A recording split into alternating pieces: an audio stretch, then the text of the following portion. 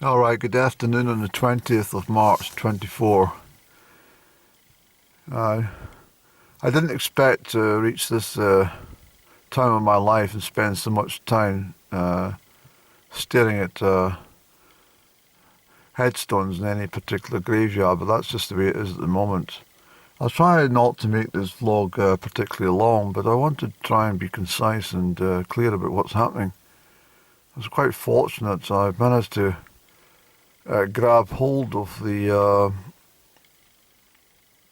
some of the people involved in the contract to damage the graveyard. Quite simply, I hadn't got my lighter, and lo and behold, the trucks were just about to move off, and he stopped us to do adjustment on the vehicle, and I was just arrived at the right time, and therefore I was able to say, "Do you have a light, sir?" And he says, "Yes, I do. Here we are. Thank you very much." And while I was trying to get my cigaretto ignited, I said to him, "Are you involved in the displacement of the headstones?" He says, "Yes." So I just built the inquiry rather gently, because I looked far too much like an inquisitive journalist if I'd hit him with all questions rapidly, but that's what it turned out to be. I think he knew this, but it was such a coincidence, and just as much a coincidence that I was down here that day when I had that intuitive thought that I bet they've got something happening with my grandparents, great-grandparents' grave, and lo and behold, they did. But that, at the moment, has been some way resolved after being in touch with the council, and who got back to me and with information as to liability will then cease to be the responsibility of the council and will be passed over to me. I said, "Well, that's all right. I'd rather that than the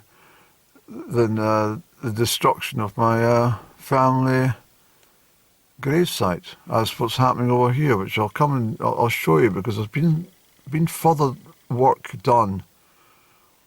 Now, in fairness to the chap and his team, well, I'll not go too much information, but certainly the chap I spoke to was, he was pretty helpful in all respects, I have to say that, and rather informative, and in respect of my questioning. I said that, is there any involvement with Historic Scotland? It is not in this particular site. There's none of the graves are old enough, but certainly you're correct.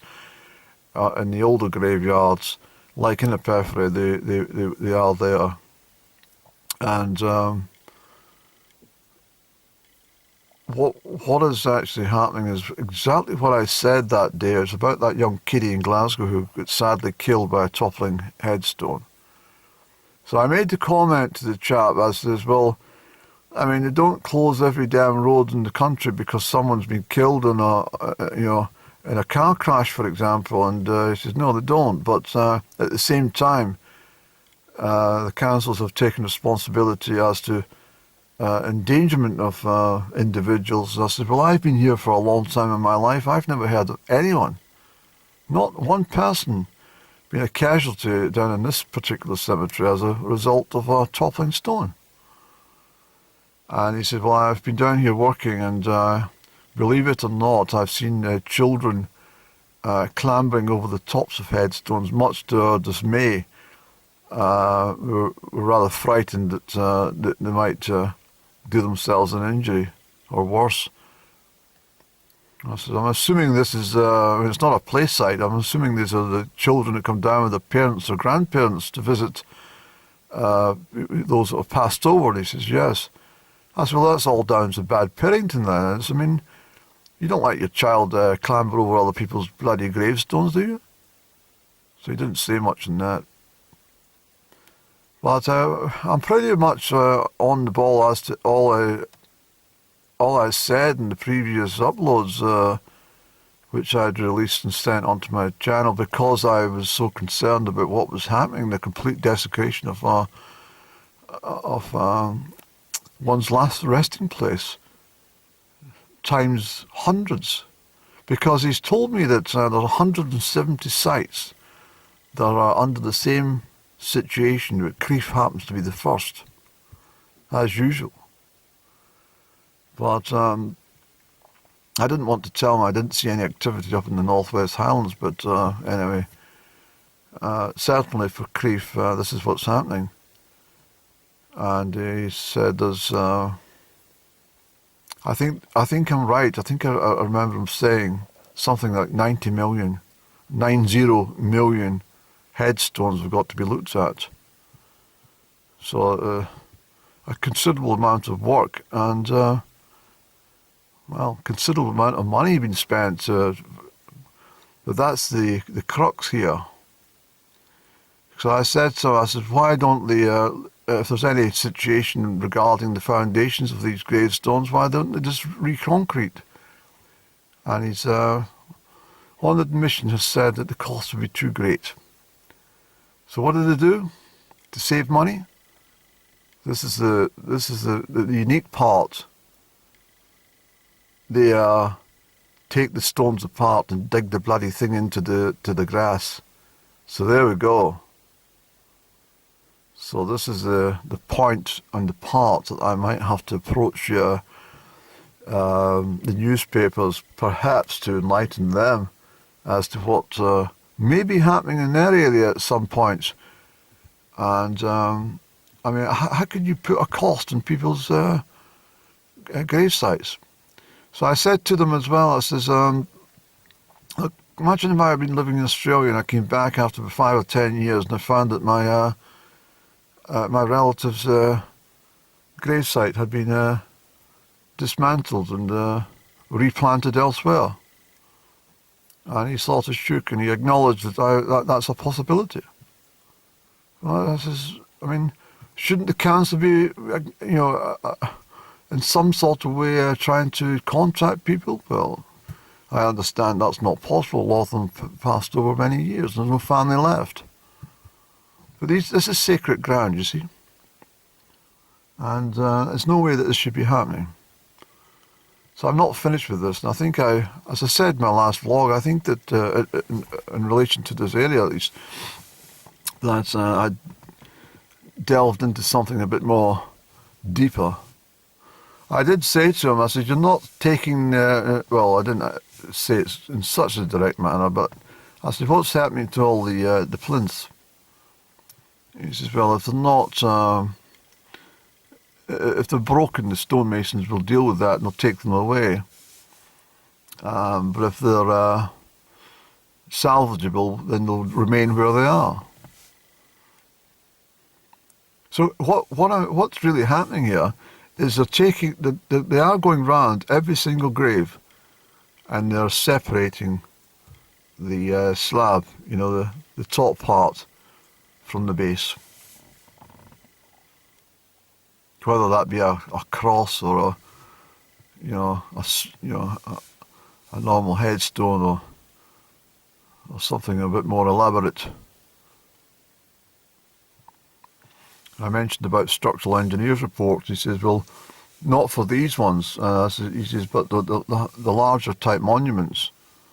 And this is a scary thought as well, because I had an afterthought. One of my regular viewers made a comment on my channel, and I said, well, what concerns me is about they might start to do this with the war memorials round about the countryside, well, everywhere, and start dismantling war memorials as a result of what they deem structural defects. I mean, it's gone completely. Well, the health and safety aspect of everything in life has just gone too far now, I think. I mean, it is sad that someone lost their life in a graveyard, but at the end of the day, it's one event And, you know, children die of all sorts of illnesses and are killed in car crashes and all the rest of it. You know, they don't, you know, excuse me. I mean, I suppose if you can save another family from all the grief, it's understandable. But there's a lot more grief being caused by the fact that they're destroying the heritage of all these ancient graveyards, and more particularly at the family grave sites. And if I hadn't been down, honestly, I would have come down to my grandparents, great-grandparents' gravesite one day to put on flowers and found it would have been dismantled. That's what would have happened. So it won't happen now, thankfully, but you know, this is the situation. So I said to them as well, I says, can you just explain how you come to the determination that a headstone is actually unsafe? And he demonstrated to me. I couldn't believe it. That's a form of exercise I used to do, and for stretching your hamstring muscles before I started the race. You take a solid surface and just apply pressure and then ease your knees down one at a time. And he says we apply the equivalent of 25 kilos of pressure for a set amount of time. I said, well, it's going to move the bloody stone, is it not? He says, well, if it moves, it means it's got a problem. If it doesn't move, it's no problem. So, I mean, it's just not very scientific, is it? You go around all these stones and push like hell, and if it topples over, then it's damaged, and if it doesn't topple over, then they leave it alone. That's not very good, is it? Something very wrong about all this that's happening in these graves. I don't know. I think there's an excuse that has been used, but there's something wrong that I can't really quite put my finger upon. But it all sort of melts down. Sorry, it all comes down to this cancel culture type thing, where you come to an ancient graveyard and you find that it's all been tidied up and clinically set about. And I don't like that. And I'm sure there's thousands of people around the country don't agree with this either.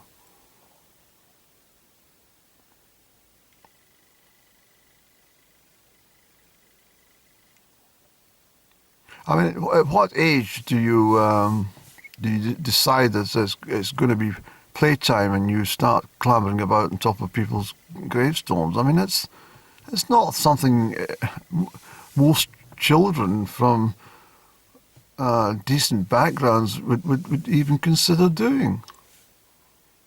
I mean, this is what I'm saying. It's this type of problems in society that has resulted in this sort of total disregard for other people's property and life. I mean, I would never. I could never imagine me as a child clambering over this, headstone for a game with my chums. I don't think we would do that. No, definitely not.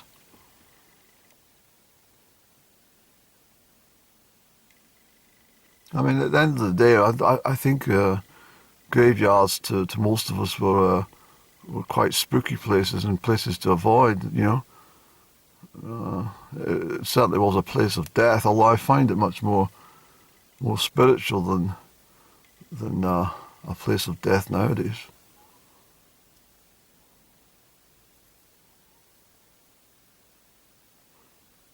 But anyway, I need to uncover more information. So this chap definitely knows that I'm on the ball, and I said I will definitely be asking more questions if I catch up with you next time. But I will reiterate, in fairness, he didn't hold back. He was quite clear about what was going on and why it was being done, and and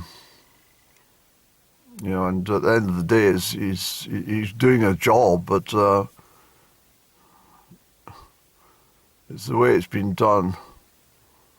Let me go out and I'll show you what I mean.